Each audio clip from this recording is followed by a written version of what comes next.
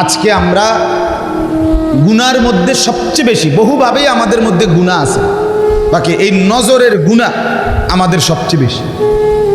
কিসের গুনাহ বলেন না? নজরের। আমাদের চোখ নিয়ন্ত্রণ হারা, বাঁধন হারা। আমাদের যুব সমাজ, ছেলে মেয়ে, তাদের পুরাটা চোখ তারা মোবাইলকে দিয়ে দিছে। ওই যে আগে যে শুনছি যে স্বেচ্ছায় চক্ষুদান করত, কথা বুঝছেন না কথা? হ্যাঁ, মরণোত্তর চক্ষুদান। এই মরণোত্তর চক্ষুদান না, জীবিত চক্ষুদান। আজকে আমাদের সবচেয়ে বড় গুনাহ আমাদের ছেলেদের, আমাদের মেয়েদের, আমাদের নারীদের, আমাদের পুরুষদের, আমাদের জওয়ান, আমাদের বুড়া, আমাদের যুবতী, আমাদের বৃদ্ধা, সবার একটাই বড় রোগ। আমরা চোখ অনিয়ন্ত্রিত। বুড়া মানুষও টেলিভিশন চায়, বুড়া চাচা বাঁকা হয়ে গেছে, কাশে বেরামে ধরে গেছে, কিন্তু এবার টেলিভিশন সাউন্ড, বেডিউথ সাউন্ড, চা দোকানে নাচ গান দেখার অভ্যাস ছুটে নাই। এমন অভ্যাস আছে কিনা বলেন না? যার নাই হেবটা রাগ না হইলে ভালো। আর যে বেটা রাগ হইলে, আপনার এই অভ্যাস থাকলে, আপনার রাগ হইলে কি আর আসলেই কি। অতএব নজর নিয়ন্ত্রণ করা চাই, নজর হেফাজত করা চাই, নজর সুন্দর করা চাই। আজকে আমাদের জীবনে আমরা যদি আমাদের চোখকে নিয়ন্ত্রণ না করি, আমরা যদি গুনার দৃশ্য থেকে, আরে ভাই এই বাচ্চাগুলো আপনারা এদিকে বসেন না কেন, এখানে আইনা খাড় করাই দিলেন কেন? কোনোভাবেই মাঠের এই নিয়ন্ত্রণটা করা গেল। মূলত মাহফিলের জন্য অবশ্যই কিছু স্বেচ্ছাসেবক থাকতে হয়। বইয়ে বইয়ে কাল মাইক চালাইলে হয় না। জি ওর মাতালারে জি। এলাকার কয়েকজন নওজোয়ান ছেলে নিতেন সাথে আপনারা, এই ছেলেগুলো স্বেচ্ছায় সেবা করত, তাইলেও তো হইত। এত দিকে শিক্ষার চেঁচামেচি করলে, এত দিকে অনিয়ম করলে তো মনোযোগ থাকে কোথায়? ওয়াজ মাহফিল মাকসাদ কি? কেউ বুট খাবে, কেউ বাদাম খাবে, কেউ বন খাবে, কেউ বিড়ি খাবে, কেউ চা খাবে, কেউ ওয়াজ শুনবে, কেউ হেলান দিয়া বসবে, কেউ মোবাইল টিপবে। এর ভিত্তি দিয়ে যা কথা হয় এটারই ওয়াজ। তো এতে লাভ কি আমাদের? চলেন, অতএব আমার বাপ, আমি আপনাদের কাছে কোরআনুল কারীমের এই দুইটা আয়াতের তরজমা শুনাইতে চাই। এটা পুরুষদের জন্য, নারীদের জন্য, উভয়টা। একজন মুসলিম পুরুষ, তার ব্যাপারেও আল্লাহর হুকুম, একজন মুসলিম নারী, তার ব্যাপারেও আল্লাহর হুকুম। উভয়কে আল্লাহ তাআলা বলছে চরিত্রের হেফাজতের জন্য সবচেয়ে প্রথম শর্ত, 1 নাম্বার দৃষ্টি হেফাজত। কোনো মানুষের চরিত্র সুন্দর কিনা এটার প্রমাণ তার নজর ঠিক কিনা। আপনি ওই কথা শুদ্ধ কয়, ফ্যান ফিনছে, শার্ট গাও দিছে, স্প্রে লাগাইছে, কথাবার্তা এমনি কুমাইয়া কয় জি জি জি আঙ্কেল কেমন আছেন, ভালো আছেন, এবার মাশাআল্লাহ দেখছুনিও ভদ্র ভদ্র বাইয়া পড়তে আছে একবারে। না না না না, 1 নাম্বার পবিত্রতা, সুন্দর, উত্তম আখলাক, সৎ চরিত্রবানের 1 নাম্বার বৈশিষ্ট্য হলো যে যার চক্ষু নিরাপদ, যে চোখ নিরাপদ রাখে। 1 নাম্বার আল্লাহ তাআলা বলেন। আর চূড়ান্ত হলো যে নিজের লজ্জাস্থান হেফাজত। এই 2 দিকের বেড়া, মাঝখান দিয়ে এর ভিতরে যা আছে সবগুলো এতে নিয়ন্ত্রিত হবে। যে নিজের চোখকে হেফাজত করে, নামায়া রাখে, ভিন নারী, হ্যাঁ, যেই দৃশ্য দেখা, যেই ছবি, যেই নাচ গান, অশ্লীল দৃশ্য, হ্যাঁ, উলঙ্গ ছবি, বেপর্দা নারী, ভিন নারী, যাকে দেখার আমার কাছে অনুমতি নাই, আল্লাহ অনুমতি দেন নাই, তার থেকে নজর যে নামিয়ে রাখে এবং নিজের লজ্জাস্থান যে হেফাজত করে, আল্লাহ কোরআনে বলছে যালিকা আজকা লাহুম, এটাই হচ্ছে সর্বশ্রেষ্ঠ পবিত্র। এটাই হলো সর্বশ্রেষ্ঠ কি বলেন না? পবিত্র। সেই বড় পবিত্র। এবার এই শুদ্ধ কথা কোক আর চিটেঙ্গা কথা কোক, কথা নোয়াখাইল্লা হোক আর সিলিটটা হোক, এটা দেখার বিষয়। দেখার বিষয় হলো তার নজর দৃষ্টি এটা নিচের দিকে কিনা, আর লজ্জাস্থান হেফাজত কি। এই দেখেন আল্লাহ কি বলে শুনেন। 18 নম্বর পারা 24 নম্বর সূরা, সূরায়ে নূর, এই সূরার 30 নম্বর আয়াত। আল্লাহ তাআলা বলেন, কুল, হে নবী আপনি বলুন, লিল মুমিনিন, সমস্ত মুমিন পুরুষদেরকে, পুরুষদেরকে মানে এই হুকুম কার্যকর শুরু হবে যেই ছেলেটা সাবালক হইছে, যেই মেয়েটা সাবালক হইছে, ওই দিন থেকে 100 কার্যকর। কোন ছেলের উপরে যেদিন গোসল ফরজ হয়েছে, প্রথম যেদিন তার বীর্যপাত হয়েছে, সেদিন থেকেই সে সাবালক, প্রাপ্তবয়স্ক, সেদিন থেকেই সে যুবক, সেদিন থেকে ইসলাম মানা পুরাটা 100 তার উপরে ফরজে আইন। ওই দিন থেকে তার 1 মিনিট 1 সেকেন্ড হিসাবের বাহিরে হবে না। প্রতি সেকেন্ড নিঃশ্বাসের জন্য তাকে মৃত্যু পর্যন্ত, মানে বালেগ হওয়ার দিন থেকে মৃত্যু পর্যন্ত যে হায়াত পাইছে, যে দূর আল্লাহর কাছে হিসাব দিতে হবে। তো রাতের হিসাব, দিনের হিসাব, হাঁটলে, বসলে, উঠলে, খাইলে, ঘুমাইলে, এমনকি নিঃশ্বাসের হিসাবও খোদার কসম আল্লাহর কাছে দিতে হবে। কোনো মেয়ে যেদিন তার প্রথম মাসিক শুরু হয়েছে 13-14 বছর বয়সে, সেদিন থেকে সে প্রাপ্তবয়স্কা, সাবালিকা, সে যুবতী। অতএব সেদিন থেকে মৃত্যু পর্যন্ত তার হায়াত যতদিন পাইছে, একদিনের ভালো মন্দ, জায়েজ না জায়েজ, হালাল হারাম, বৈধ অবৈধ, সব কিছুর হিসাব সে আল্লাহর কাছে দিতে হবে। কথা বুঝলেন কিনা আপনি? হ্যাঁ, এটা জরুরি, এটা জরুরি। স্বামীর কারণে, শ্বশুরের কারণে, স্ত্রী, মহিলা বলেন আমার স্বামী বাধ্য করছে দেবরের সাথে দেখা করা, স্বামী বাধ্য করছে ভাসুরের লগে দেখা করতে। খোদার কসম, স্বামী যদি আসমান ভাঙ্গেও মাথাত ফালায়, তারপরও স্ত্রীর জন্য এই কথা মান্য করা স্বামীর হারাম। আর স্বামী যদি এই হারাম কাজের জন্য বাধ্য করে স্ত্রীকে, এই স্বামী জালেম। এই স্বামী কি বলেন না কেন? শাস্তো ভাই, জ্যাঠতো ভাই, খালতো ভাই, ফুফাতো ভাই, দুলা ভাই, তারারে কইছে বাদ বাইরে দাও, তুমি আজ্ঞায় দাও, তারা মেহমান, সব সময় কি আর আইয়েনি? হ্যাঁ, যেই স্বামী বলে, যেই শ্বশুর বলে, এই উভয়টাই জালেম, নিকৃষ্ট পাপী, সীমা লঙ্ঘনকারী, সীমা লঙ্ঘনকারী। কোনো সন্দেহ নেই, কোনো সন্দেহ।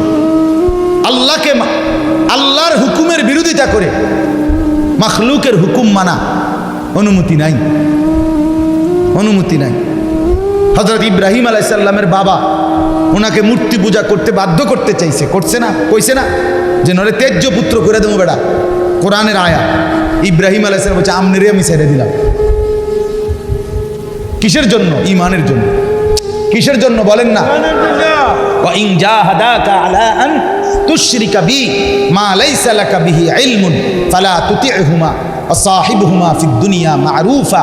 কোরআনে আল্লাহ বলেন, তোমার মা বাপ যদি তোমাকে আমি আল্লাহর সাথে শিরিক করতে বলে, তুমি কোনোভাবেই তার অনুসরণ করবে না। হ্যাঁ, তবে মা বাবার সাথে কষ্টদায়ক আচরণ করবে না, ব্যবহার করবে ভালো, ব্যবহার করবে উত্তম, তার গায়ে হাত দিবে না, তারে ধাক্কা দিবে না, তারে গালি দিবা না, তারে ধমক দিবা না, কিন্তু তার কথা মানবা না। কোন কথা? আল্লাহর নাফরমানির কথা, শিরিক, কুফর, নাজায়েজ, হারাম, হারাম। সেদিন আমার কাছে এক যুবক ভাই জিজ্ঞেস করছে এই কথা, যে তার বাবা তাকে বাধ্য করতেছে তার দোকান দেখাইয়া 5 লাখ টাকা সুদে টাকা নিয়ে দিতে। মন নাই? আমি পরিষ্কার আমরা বলছি যে অসম্ভব কথা। তোমার বাপ প্রয়োজনে তোমারে ঘর থেকে বের করে দিবে, দেও। এক তো তুমি তারে গালি দিও না, কিন্তু তুমি তার এই কথা মানবে না। এই কথা মানার অধিকার, যেটা আল্লাহ হারাম করছেন সেটা বাবার কথার কারণে হালাল। আরে বলেন না কেন? যেটা আল্লাহ হারাম করছেন সেটা স্বামীর কথার কারণে হালাল না। না আমি কিতা করতাম, বেডিতে এই সমস্ত ফাঁকনা কথা কইলে হইতো না। তে বেড়া বাতা নে চাইলা নে আমি রান্দা দেই, এরপরে কিতো বেডি হাতে কইতে পারবো। আরে আলাপ এসব আলাপ করলো। ফেরাউনের ঘরে বিবি আসিয়া ফেরাউনের মতো জালেম কাফের, তার ঘরে নিজের ইমান 100 ঠিক রাইখা দেখায় দিছে পৃথিবীবাসীকে যে জমিনে ফেরাউনের চাইতে বড় কাফের কে হবে। আমি তার ঘরে থাইকে ইমানদার থাকছি, আমি স্ত্রী আসিয়া, আমি জান্নাতি। অতএব পৃথিবীর সবচেয়ে বড় জালেমের ঘরে থাকলেও, পাপীর ঘরে থাকলেও তোমাকে আখেরাত বরবাদ করতে পারবে না। আল্লাহ আমাদের মা বোনদেরকে বুঝার তৌফিক দান, আপনাদেরকেও বুঝার তৌফিক দান। নিজের স্ত্রী নিজের কন্যাকে বাজারের পণ্য বানাবেন না। আত্মমর্যাদা বহুত বড় সম্পদ, গায়রত। আপনার স্ত্রী বেপর্দা বাজারে বাজারে ঘুরে রাস্তার পুরুষ রাক্ষসের মতো তাকাইয়া দেখে, আপনার আত্মসম্মানে লাগে না। আপনি বেগায়রত, আপনি পুরুষ নামের কলঙ্ক। আপনার মেয়ে বেপর্দা হাঁটে, 8-7 কাপড় পরে, টাইট কাপড় পরে, জামা পরে, রঙ্গিলা পাউডার চিয়া সাজ্জা রাস্তার বখাটে দুই পাশে কুত্তার মতো দুই পাশে গুরগুর গুরগুর কইরা পিছনে পিছনে ঘুরে। আমনে বাপ হইয়া জানেন, মেয়ে মা হইয়া দেখছেন, আমনের গায়ে লাগে না, কলিজায় লাগে না। আপনি বেগায়রত, আত্মমর্যাদাহীন পুরুষ আপনি। আমি সেদিন নিজে দেখছি, আমার কলিজা ছিঁড়ে গেছে। আমি নিজে দেখছি, ওই দেবিদ্যার রাস্তা দিয়ে আসতেছি, বাজারের মধ্যে জ্যাম। হঠাৎ আমার নজর জানালা দিয়ে বাহিরে দেখলাম একটা স্কুল পড়ুয়া মেয়েটা আপনার স্বাভাবিকভাবে জড়সড় হয়েই হাইটা যাইতেছে সামনে দিয়ে। ঠিক মেয়েটার এক হাত পিছনে একটা ছেলে আপনার এই বড় মোবাইল দিয়া, মেয়েটা হাঁটতেছে মেয়ের মতো, এই জানোয়ারে পিছন থেকে ভিডিও করতে করতে মেয়ের যাইতেছে পিছন। আমার মন চাইছে জানালা খুলে বলি, বোন তোর পিছনে কুত্তা লাগছে, তোর পেছনে কি লাগছে? কুত্তা লাগছে, তুই তোরে কুত্তা থেকে বাঁচা। বলেন মুসলমান এত নিকৃষ্ট হয় কিভাবে? আমরা নিজে কিতাবে পড়ছি, আজকেও পড়ছি ইয়াহিয়া, এই বইটা ফিলিস্তিনি বই, এটাতে লেখা আছে পৃথিবীর পশ্চিম প্রান্তে, মনে করেন পৃথিবীর এদিকে শেষ প্রান্তে যদি কোনো মুসলমান বোন নির্যাতিত হয়, খোদার কসম পৃথিবীর পূর্ব প্রান্তের শেষ মুসলমানের উপরও ফরজ ওই বোনের ইজ্জতের বদলা নেওয়া। এটা মাসালা। হ্যাঁ, কথা ছিল এই, মুসলমানের যুবক হবে মা বোনের ইজ্জতের পাহারাদার। কোথায় সেই মোহাম্মদ বিন কাসেম, 17 বৎসরের যুবক, আরব জাহান থেকে আসছে ভারতে, সিন্ধু প্রদেশে দেবল রাজার এলাকায় একজন বোনকে একজন ডাকাত, জলদস্যু, একজন পানির ডাকাত জলদস্যু তৎকালীন জামানায় একজন মুসলিম বোনের গায়ের ওড়না ধরে টান দিছিল। তখন ওই বোন চিঠি পাঠাইছিল হাজ্জাজ ইবনে ইউসুফের কাছে আরব দেশে, হাজ্জাজ তুমি বেঁচে থাকতে তোমার মুসলিম বোনের গায়ের ওড়না ধরে টান দিছে বেঈমান কাফের, তুমি এর বদলা নিবা কিনা আমি শুনতে চাই। হাজ্জাজ ইবনে ইউসুফ আমরা কিতাবে পড়ছি, এরকম চেয়ার ছেড়ে লাফ দিয়া দাঁড়াইয়া চিৎকার দিয়ে বলছে, বোন আমার, গোটা আরবের সমস্ত মুসলমান যুবক প্রয়োজনে জান দিবে, আরবের সমস্ত যুবকের কলিজা যাবে, জান দেবে, শাহাদাত বরণ করবে প্রয়োজনে, তবু আমি তোমার এই বেইজ্জতির বদলা নেব। 3 বার সেনাবাহিনী পাঠাইছে সে, 3 বার। প্রথম 2 বার পরাজিত হয়েছে মুসলিম বাহিনী, তৃতীয়বারে নিজের একমাত্র মেয়ের জামাই মোহাম্মদ ইবনে কাসেম রাহমাতুল্লাহ আলাইহি, এই ওনারে দিয়া এরপরে এই সিন্ধু দেবল রাজাকে পরাজিত করে ওই বোনকে জেলখানা থেকে উদ্ধার করছে এবং এই হিন্দু রাজার এলাকায় কালেমার পতাকা উড়ায় দিয়েছে। হ্যাঁ, সেখান থেকেই এই ভারতীয় উপমহাদেশে মুসলমানদের যাত্রা। ইসলামের সূচনা এক বোনের ইজ্জতের জন্য ধর্ষিতা হয় নাই, কাপড় টান দিছে কেন?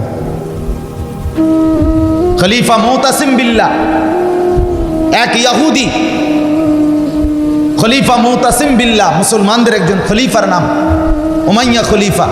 ওনার আমলে একজন মহিলা ইহুদিদের এলাকায় গেছিল, বাজারে পর্দানসীন বোরখাওয়ালা নারী। ওই ইহুদি, দুষ্ট এক ইহুদি ওই মহিলার পিছন দিক দিয়া, বোরকার পিছনে কৌশলে পিছন দিক দিয়া গোপনে এমন এক রশি টান দিস বাঁধছে। রশি বাঁধ দেওয়ার কারণে মহিলা যখন সামনের দিকে আগাইছে, তখন এই রশির টান লাগাতে মহিলার বোরকা উঠে গেছে উপরের দিকে সামান্য, উনি পড়ে গেছে। এই মহিলা ওই বাজারে চিৎকার দিয়া বলছে, ওয়া মুতাসিমা, হায় মুতাসিম তুমি কই? তোমার মুসলিম বোনকে বেইজ্জতি করছে। সাথে সাথে খলিফা মুতাসিম বিল্লাহ পুরা বাহিনী নিয়ে আইসা ওই ইহুদি অঞ্চল পুরা জ্বালায় ফেলছে। কথা ছিল এই, বা কথা ছিল এই, রক্ত আর আমাদের গায়রত আর আমাদের হারিয়ে ফেলেছি। পরের মেয়ে দেখতে দেখতে, পরের নারী দেখতে দেখতে, টেলিভিশন দেখতে দেখতে নিজের বিবি বাচ্চারও লাগাই দিছেন। নিজের ঘরে টেলিভিশন চাইতো, নিজেও বইয়া বইয়া চা দোয়ানে বেড়ি চান, টেলিভিশন চান, ফুতেও সারা রাত সারাদিন সমবয়সী ফুলানের লগে হাঁটটা মোবাইলে ছবি চায়। তো সমাজ গড়বে কে? পরিবার নিরাপদ থাকবে কেমন? কথা বলেন না কেন? বুড়ারাও চা দোয়ানে, বেড়ি তো ঘরের টেলিভিশনে, ফুলা ফাইনে মোবাইলের আড্ডায়, তো মানুষ চরিত্রবান হবে কিভাবে? কমপক্ষে মুরব্বিগত লজ্জাবোধ থাকাও আমার এটা মাথাতে ধরে না। মানে দাড়িওয়ালা 60 বছরের বুড়া বেড়া কেমনে বেড়ি চায় চা দোয়ানে বই? আমার একারে বহুদিন ভাই, আমি এটা অনেকদিন চিন্তা করে চাইছি, মানে এটার কারণটা কি? আরে এরকম বুড়া বেড়া কি লেগে বেড়িয়ে চাই? আমনের কি জীবনটা আজ এতটা বছর পরেও এখনো আমনের আখেরাতের কথা মনে পড়ে নাই? আরে কি ডাকাইতো আমনে মরতেন না?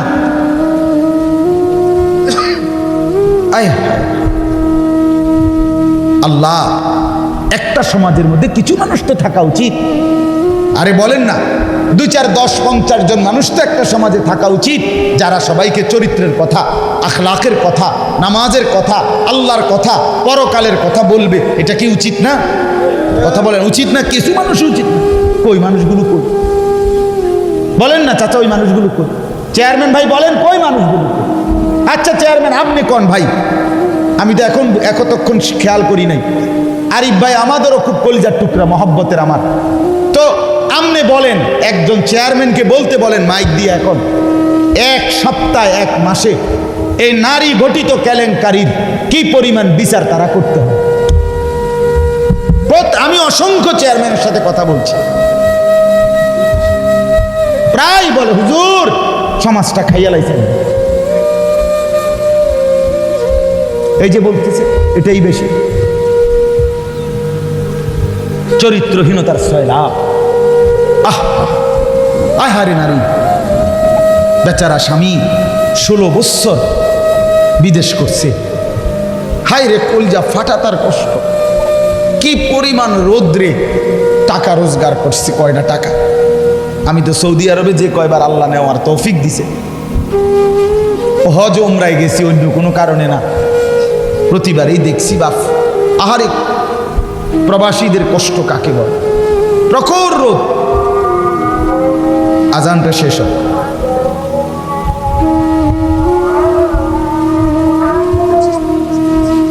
অসুবিধা নেই। কুল্লিল মুমিনিনা, হে নবী আপনি মুমিন পুরুষদেরকে বলেন। তাহলে পুরুষ বলতে কি বুঝাইছে বুঝছেন তো এটা নাকি? যেদিন থেকে সাবালক, আর মহিলা যেদিন থেকে তার মাসিক শুরু হয় প্রথম, সেদিন থেকে নারী।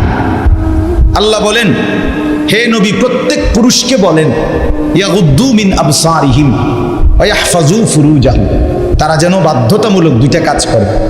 1, ইয়াগুদ্দু মিন আবসারিহিম, তারা যেন তাদের চোখ নিচের দিকে নামায়, ভিন নারী থেকে, নাজায়েজ দৃশ্য থেকে, যে জিনিস দেখার অনুমতি নাই যেই ছবি দেখার অনুমতি নাই, যেই নারীকে দেখার অনুমতি নাই, তার থেকে যেন তারা চোখ নামায়। ওয়াহফাজু ফুরুজাহুম, এবং প্রত্যেকটা মুমিন যেন নিজের লজ্জাস্থানকে হেফাজত করে। নিজের লজ্জাস্থান হালালভাবে অনুমোদিত ছাড়া, স্বামী স্ত্রীর পবিত্রতা ছাড়া অন্য কোনো ক্ষেত্রে নিজের লজ্জাস্থানকে হারামভাবে যেন ব্যবহার না করে। নিজের হাত দ্বারা কোনো অবৈধ কাজ যেন না করে, নিজে পুরুষ যেন কোনো অবৈধ নাচ না করে, বিন নারীর সাথে যেন নিজের লজ্জাস্থানের জিনা বেবিচার, যেন অসভ্যতা অশ্লীলতা এমনটা যেন না করে। আল্লাহ বলেন যালিকা আযকা লাহুম, কি হবে এতে? আল্লাহ বলে এটাই হবে সর্বশ্রেষ্ঠ পবিত্রতা। এটাই কি বলেন না? সর্বশ্রেষ্ঠ পবিত্রতা। ইন্নাল্লাহা খাবীরুম বিমা ইয়াসনাউন, আল্লাহ বলে যত কৌশলে, যত ফন্দিতে, যত বুদ্ধিতে, যত সিক্রেটে, যত গোপনে তোমরা যে যাই করো, আমি আল্লাহ 100 খবর রাখি। আমার কাছে গোপন কিছু গোপন নেই। অন্তরের হালাত, বাহিরের হালাত, কক্সবাজারের দৃশ্য আর বাড়ির দৃশ্য, রাত গভীরের দৃশ্য, দিনের আলোর দৃশ্য, গোপন জায়গায়, হোটেলে, রেস্তোরাঁয়, অথবা পার্কে, বিনোদন কেন্দ্রে, অথবা মোটর সাইকেলে আরেক বেটার মেয়ে, আরেক দিকে নীলাগা, যাই নাও, যেখানেই নাও, যত গোপন জায়গায়, মা দেখে নাই, বাবা দেখে নাই, গ্রামবাসী শুনে নাই, কেউ জানে নাই, কিন্তু আল্লাহ বলে বান্দা আমার খবর আছে, আমার থেকে আড়াল করতে পারবে না। অতএব চোখের হেফাজত, চোখের হেফাজত। বুড়া মানুষ আপনাদেরকে মৃত্যু পর্যন্ত, 90 বছরে বুড়া, আমার বুড়ো হয়ে গেছি, বয়স হয়ে গেছে না, মানুষের শরীর আড্ডি মাড্ডি বয়স হয়। শাহওয়াত যেটাকে বলে, কামনা বাসনা, এটা কখনোই বুড়ো হয় না, বুড়ো হয় না। হ্যাঁ, সোজা কথা, আমি খোলামেলা বললাম, শাহওয়াত কি হয় না? বুড়ো হয় না। এই জন্য বালেগ থেকে বৃদ্ধ পর্যন্ত সবাই এই হুকুম। 2 নাম্বার আল্লাহ বলেন 31 নম্বর আয়াত, ওয়াকুল্লিল মুমিনাতি ইয়াগদুদনা মিন আবসারিহিন্না ওয়া ইয়াহফাজনা ফুরুজাহুন্না। হে নবী, আলাদাভাবে আপনি মুমিন মহিলাদেরকেও বলেন, নারীদেরকেও বলেন, তারাও যেন এই 2টা কাজ করে। কি? চোখ নামিয়ে রাখে, চোখ নামিয়ে রাখে।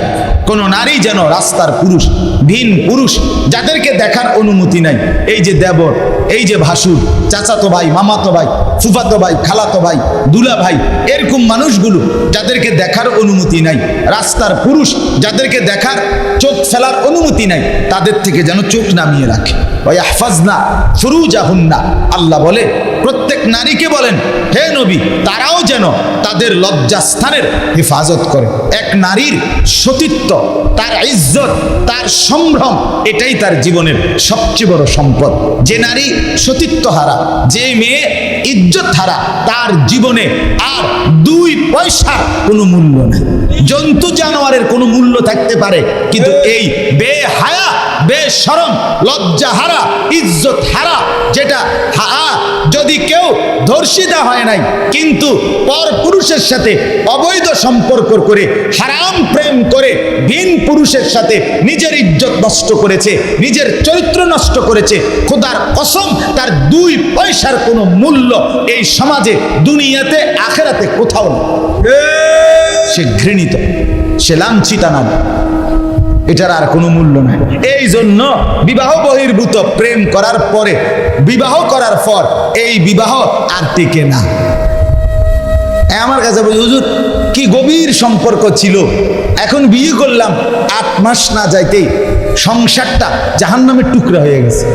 আমি বললাম মূল কারণ হইল, বিয়ার আগে আমনো হেবুডির কোনো দোষ ধরেন নাই, হেবুডিও আমাদের কোনো দোষ ধরেন নাই, শুধুই কেবল ভালোই বাসছেন, কিচ্ছু আর কোনো ত্রুটি দেখেন নাই। তুমি না খুব ভালো, ও না এত ভালো, এটি তো ছিল আগে, যে সময় আপনি বালা বালা খাওয়াইছেন, চটপুটি, নুডলস, তারপরে বিভিন্ন বার্গার, এই সময় তো আর আমি কথা কইছি। এখন যখন বিবাহ হয়ে গেছে, সংসার শুরু হয়েছে, এখন নুনের মধ্যেও দোষ, চিনির মধ্যেও দোষ। নুনও আগের মতো কড়া লাগে না, চিনিও আগের মতো মিঠা লাগে না। কথা বুঝেন না? এখন ভালোবাসা ঠুস। ভালোবাসা কি? এজন্য আল্লাহ বলেন, নারীকে বলেন নজর নামাইতে এবং নিজের লজ্জাস্থান হেফাজত করতে, বাকিটা অন্য কোনো দিন। আল্লাহ তাআলা আমাদের প্রত্যেক পুরুষ নারী, যুবক যুবতী, জওয়ান বুড়ো প্রত্যেককে নিজের চরিত্রের সৌন্দর্যের জন্য চোখ দৃষ্টি নামানো এবং লজ্জাস্থান হেফাজত রাখবার তৌফিক দান করেন। আল্লাহ তাআলা কবুল করেন। সবার দিকে তাকাইয়া পারতেন না। এই পৃথিবীতে আমার সাথে সব মানুষ নেককার হলে তো আমিও হব, এমন করলে হইতো না। আপনাকে আগাইয়া যাইতেই হবে। আল্লাহ তাআলা আমাদের প্রিয় নবী সাল্লাল্লাহু আলাইহি সাল্লামকে বলছেন, বন্ধু কেউ যদি যুদ্ধ না করে ফাকাতিল ফি নাফসিক, আপনি একাই যুদ্ধ করেন। তার মানে দিন যদি, ইসলাম যদি কেউ না মানে আপনি মানবেন।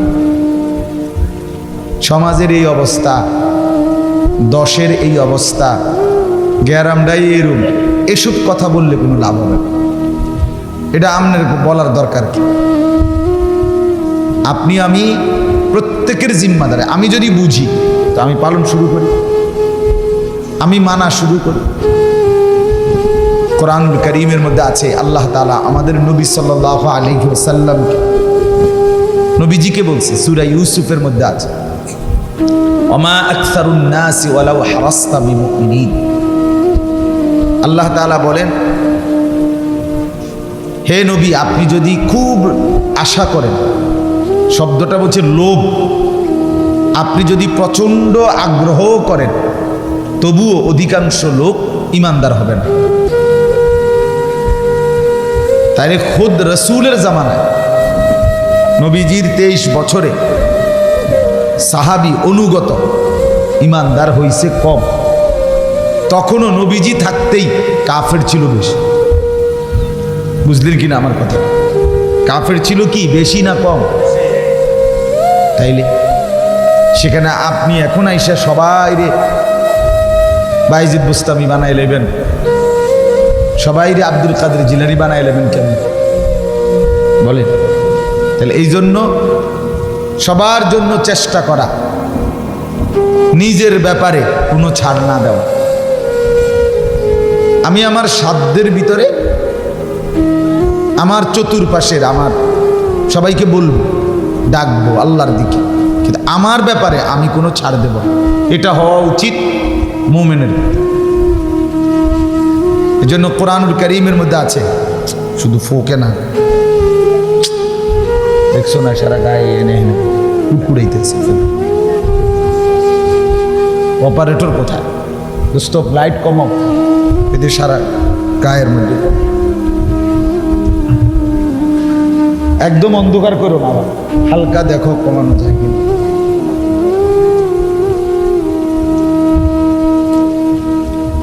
আচ্ছা হয়েছে হয়েছে, আলহামদুলিল্লাহ। চলেন, তোমরা অসুবিধা হবে জুয়েল,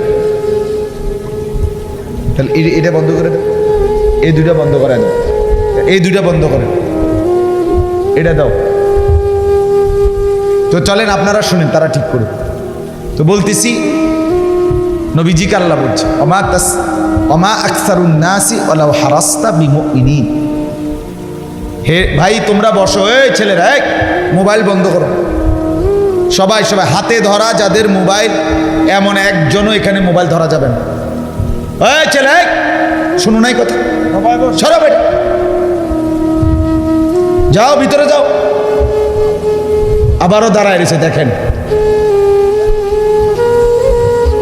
হ্যাঁ বুঝে না ধরলে যাও না।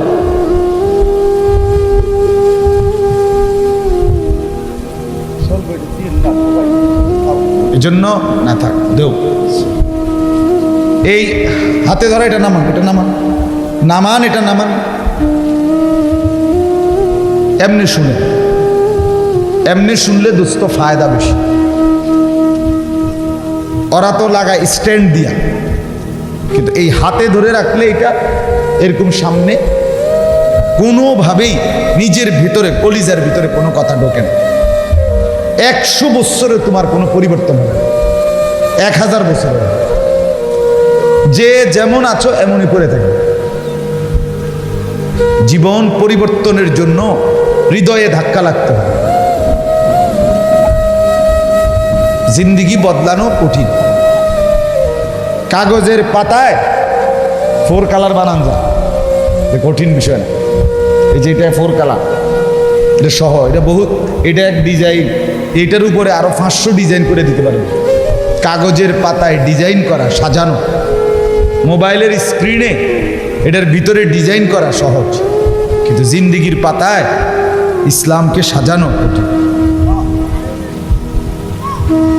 কথা বোঝেননি? কাগজের পাতায় অনেক কিছুই লেখা যায়, বলা যায়, আঁকা যায়। মোবাইলের ভিতরে বহুত ডিজাইন, কোটি কোটি ডিজাইন আছে, অভাব নেই। কিন্তু জীবন গড়ে তোলা এটা দরকার। আমাদের এই কোরআন সুন্নাত, আমাদের প্রিয় নবী সাল্লাল্লাহু আলাইহি ওয়াসাল্লামের 23 বছরের মেহনত কি ছিল? জীবন ঘটন। কি বলেন, কি ঘটন? জীবন। আলোকিত মানুষ বানাইছে, একেবারে অন্ধকারে পচা গলা, একেবারে চূড়ান্ত অস্থিরতা, বেহায়াপনা, নোংরামির মধ্যে ডুবা ছিল যে মানুষগুলো, সেখান থেকে উঠাইয়া ছাইক্কা ধুয়ে মুছে সাফ করে সোনার মানুষ, পবিত্র মানুষ, আলোকিত মানুষ বানাইছে। 1 ঘন্টা আগে যারা জেনা করতো, ব্যভিচার করতো, মদ খাইতো, সারা রাত ফুর্তি করত, সেই মানুষগুলোকে নবীজির ছোঁয়ায় আজীবনের জন্য মৃত্যু পর্যন্ত তাদেরকে নেককার বানায় দিয়েছে। কি খামখেয়ালি কথা মনে করে? 4টিখানি বিষয়, কঠিন ব্যাপার। এজন্য এটা খেয়াল করা। সবাই যদি মোবাইলেই উঠাও, মোবাইলেই রেকর্ড করতো, শুনবা কখন ভাইয়া? জীবন গঠন হবে কোন দিন? মোবাইলের ভিতরে লক্ষ